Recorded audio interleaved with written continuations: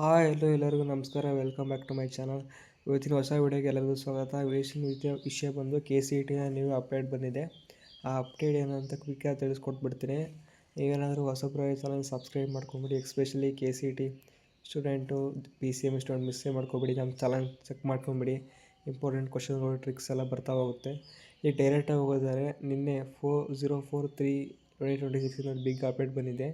ಏನಂತ ಇಲ್ಲಿ ತಿಳಿಸ್ತಾ ಹೋದರೆ, CET 2026ಗೆ ನೋಂದಣಿ ಮಾಡಿರುವ ಹಾಗೂ ಅರ್ಜಿ ಸಲ್ಲಿಸಿರುವ ವಿದ್ಯಾರ್ಥಿಗಳಿಗೆ ಶುಲ್ಕ ಪಾವತಿ ಅವಕಾಶ. ದಿನಾಂಕ 23/04/2026 ಮತ್ತು 24/04/2026 ರಂದು ನಡೆಯಲಾಗುವ CET 2026ಗೆ ನೋಂದಣಿ ಮತ್ತು ಅರ್ಜಿ ಸಲ್ಲಿಸಿರುವ ವಿದ್ಯಾರ್ಥಿಗಳಿಗೆ ಶುಲ್ಕ ಪಾವತಿ ಮಾಡಲು ಮಾತ್ರ ದಿನಾಂಕ 07/03/2026 ರವರ ಅವಧಿಗೆ ವಿಸ್ತರಿಸಲಾಗಿದೆ. ನೀವು ಈ ಶುಲ್ಕ ಪಾವತಿಯನ್ನು ಫೀಸ್ ಪೇ ಮಾಡುವಂಥ ಡೇನ 7/3 ಒಳಗೆ ಎಕ್ಸ್ಟೆಂಡ್ ಮಾಡಿರುವಂಥದ್ದು. ಇನ್ನು 2 ಡೇಸ್ ಅವಕಾಶ ಇದೆ. ಯಾರ್ಯಾರು ಶುಲ್ಕ ಪೇ ಮಾಡಿಲ್ಲ ಅವ್ರು ಮಾಡಿಬಿಡಿ ಬೇಗ. ಎಲ್ಲರಿಗೂ ಆಲ್ ದ ಬೆಸ್ಟ್. ನೆಕ್ಸ್ಟ್ ವಿಡಿಯೋದಲ್ಲಿ ಸಿಗೋಣ. ಬಾಯ್. ಸಬ್ಸ್ಕ್ರೈಬ್ ಮಾಡ್ಕೊಂಬಿಡಿ. Thank you.